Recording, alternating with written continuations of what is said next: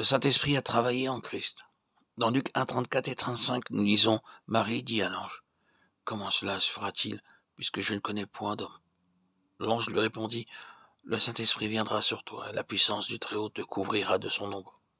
C'est pourquoi le Saint-Enfant qui naîtra de toi sera appelé Fils de Dieu. » Ceci est la première grande œuvre du Saint-Esprit dans le ministère du Seigneur Jésus-Christ. Il fut conçu par le Saint-Esprit, et non par l'activité humaine.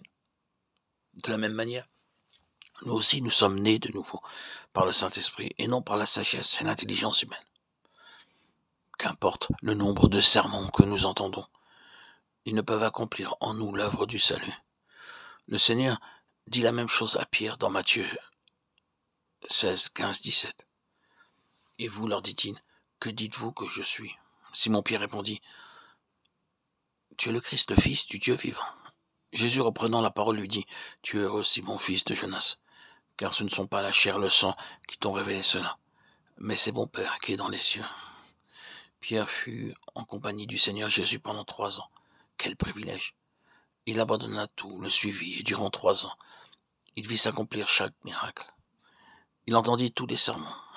Lorsque Pierre déclara « Tu es le Christ », le Seigneur dit « Ne t'imagine pas, Simon, que tu me connais parce que tu es avec moi. Ne t'imagine pas me connaître en voyant mes miracles ou par ton intelligence. Mon Père céleste te l'a révélé. À moins que le Saint-Esprit ne vienne en nous, personne d'entre nous ne peut connaître le Seigneur Jésus-Christ comme son Sauveur.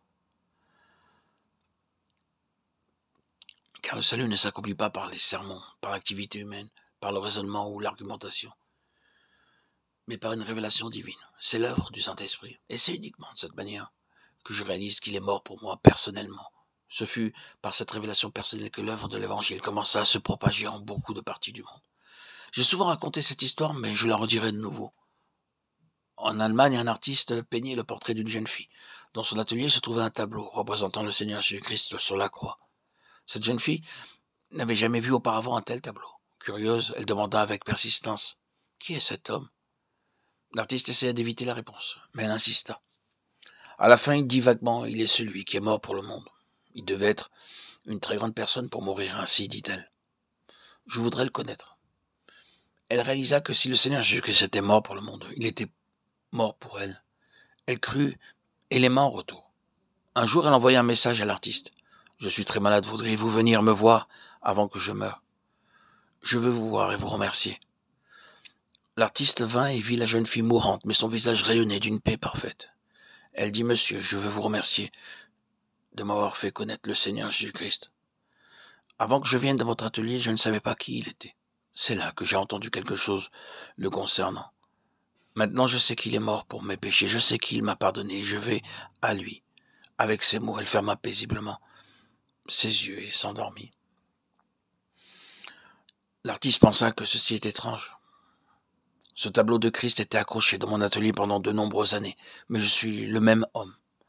La connaissance qui l'a transformé ne m'a pas changé. Pendant longtemps, il resta assis réfléchissant jusqu'à ce que l'amour de Christ crucifié remplisse son cœur. Il se répandit dans les larmes et crut aussi. Puis il dit « Maintenant, je peindrai un autre tableau du Seigneur Jésus-Christ sur la croix. » Pendant plusieurs mois, il travailla sur le tableau et après l'avoir achevé, il écrivit en bas « Voilà ce que j'ai fait pour toi. Et toi, qu'as-tu fait pour moi ?»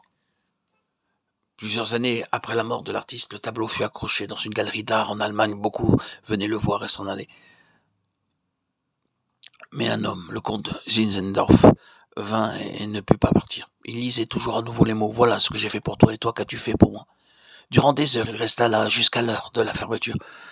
Pour la première fois de sa vie, il réalisa que Christ était mort pour lui aussi.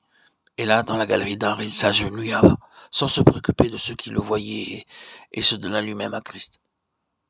Plus tard, il donna toutes ses richesses et ses propriétés pour l'œuvre de l'Évangile. C'est ainsi que l'œuvre de la mission morave commença.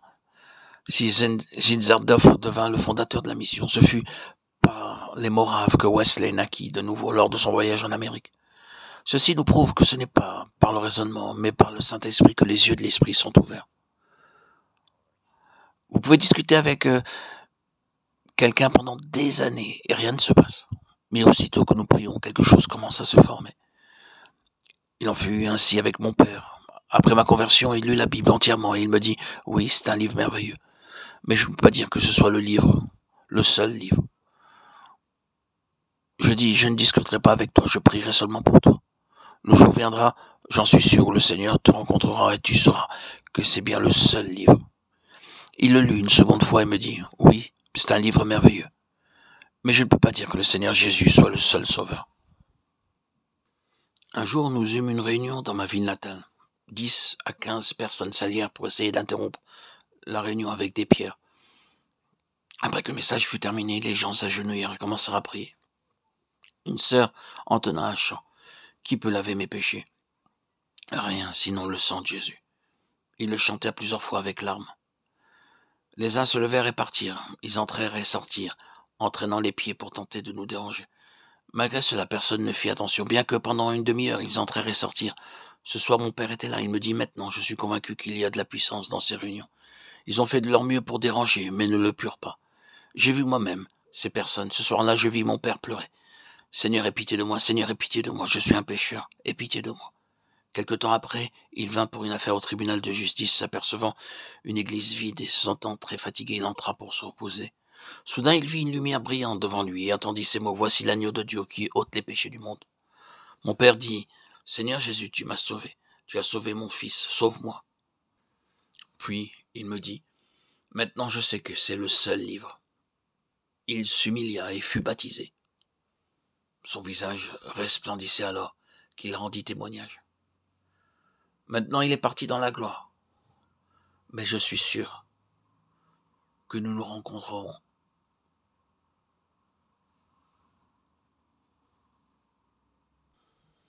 À moins que nous n'apprenions comment prier pour le salut des gens. Ils ne seront pas sauvés.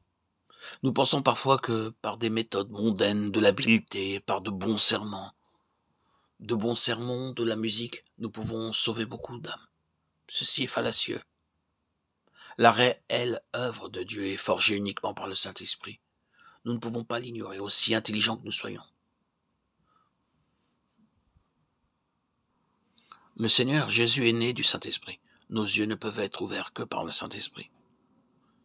C'est pourquoi je vous déclare que personne, s'il parle par l'Esprit de Dieu, ne dit « Jésus est anathème » et que personne ne peut dire « Jésus est le Seigneur » si ce n'est par le Saint-Esprit. 1 Corinthiens 12, 3. Ceci est une vérité très importante pour le salut. Les parents peuvent prier pour la conversion de leurs enfants, de leurs amis et de leurs voisins. « Seigneur, sauve mon frère, ma sœur, ma femme, mon mari ou mes enfants. » Et par votre foi, Dieu peut envoyer le Saint-Esprit dans leur cœur. Et alors ils grandiront et apprendront à affronter n'importe quelle épreuve ou persécution.